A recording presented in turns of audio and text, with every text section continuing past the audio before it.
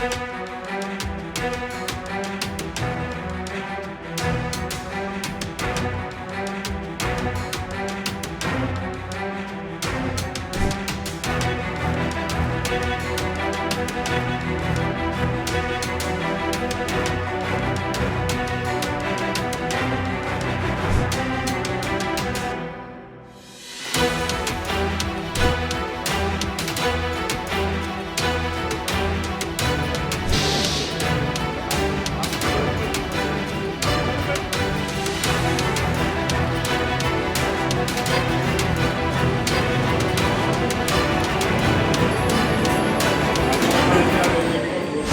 6 बजे इंतकाल हुआ पटेल साहब का।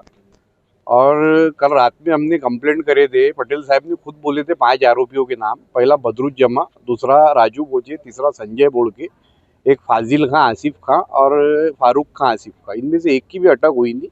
और जब तक की अटक हुई नहीं, हम यहाँ से बॉडी लेके जाने वाले नहीं है। हम यहाँ से डायरेक्ट पाकोट पुलिस स्टेशन में बॉडी लेके जा रहे हैं। और जब तक की अटक हुई नहीं, बॉडी वहीं रहेंगी, जब तक कि हम आखिरी का उनका अंतिम संस्कार नहीं करेंगे। उनका आप जो नाम बता रहे हैं, उनका क्या रोल था इसके अंदर, क्यों ये उन्होंने पटेल साहब ने नाम बोले थे उनका, ये उनके बहुत दिनों से पीछे पड़े थे, बहुत सारे कारण भी है उसके, आपको सब पता चलेगा। ठीक। अत्यंत दुर्दैवी घटना आहे। हिदायत पटेल हे काँग्रेसचे ज्येष्ठ नेते होते। सहकार क्षेत्रामध्ये त्यांचं मोठं नाव होतं। काँग्रेस पक्षात त्यांनी अनेक वर्ष काम केलं। आम्ही पण त्यांना चांगल्या पद्धतीने ओळखतो। त्यांची झालेली निर्गुण हत्या याचं कोणी समर्थन करू शकत नाही। त्याची मी निंदा करतो आणि तीव्र शब्दात निषेध पण व्यक्त करतो। तुमच्याच पक्षातले नेते आहेत, त्यांच्यावर गंभीर आरोप करण्यात आला आणि त्यांच्यावर गुन्हा दाखल झालेला आहे बदरुज्जमावर। मला आता ती माहिती मिळाली। मी तुम्हाला या माध्यमातून एक गोष्ट सांगू इच्छितो की राजकारण किंवा अशा ह्या काही गोष्टी राजकारणामध्ये ज्या घडत असतात त्यामध्ये आरोप प्रत्यारोप हे होत असतात। मागे तुम्ही बघितलं असेल, काळोखे नावाच्या एका सहकार्याचा त्या ठिकाणी मृत्यू झाला। त्यावेळेस आमदार महेंद्र थोरवे यांनी राष्ट्रवादी काँग्रेस पक्षाचे तिथले जिल्हाध्यक्ष घारे यांच्यावर आणि तटकरे साहेबांवर पण आरोप केले होते। शेवटी आरोप होणं आणि ते सिद्ध होणं हे दोन वेगळे वेगळे भाग आहेत। त्यांच्या कुटुंबियांच्या भावना आपण समजू शकतो।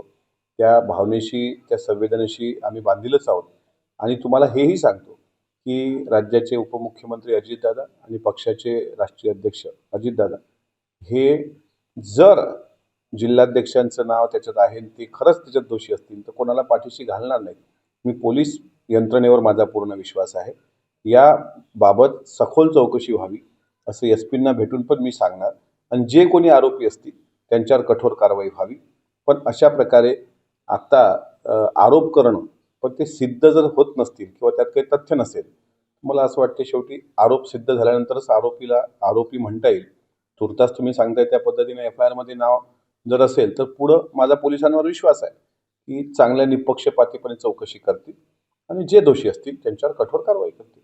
मध्ये घेतलेले आहे। कालुकान सध्या ताब्यातमध्ये FIR पण दाखल झालेले आहे आणि आता पुढच्या चौकशी चालू आहे। हत्येमागचं कारण आता प्राथमिक माहिती भेटली आहे की पूर्वीची वाद आणि कौटुंबिक वादची भेटली आहे। आणखी आता चौकशी चालू आहे। चौकशीमध्ये काय निष्पन्न होते आपण बघायचं आणि बाकी आरोपीला अटक करण्यासाठी पण आपण टीम लावलेले आहे। जवळपास आता 70 लोक त्यांच्या पाठीमागे आहे। आपण शोध चालू आहे। किती लोकांना आतापर्यंत अटक? एक आपल्या ताब्यातमध्ये आहे। त्या लोकांनी म्हणजे त्यांनी चाकू वापरून हत्या केलेली आहे, ते आपण अटक केलेली आहे। कुटुंबियांनी काही राजकीय नेत्यांचं सुद्धा नाव घेतलेलं आहे त्यांच्यावर, ते आपण चौकशी करायचं बाकी आहे। आता चौकशी होणार आहे।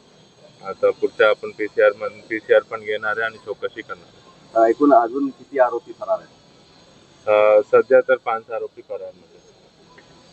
आता जो हत्या केलेले त्यांनी आपण अटक केलेली आहे।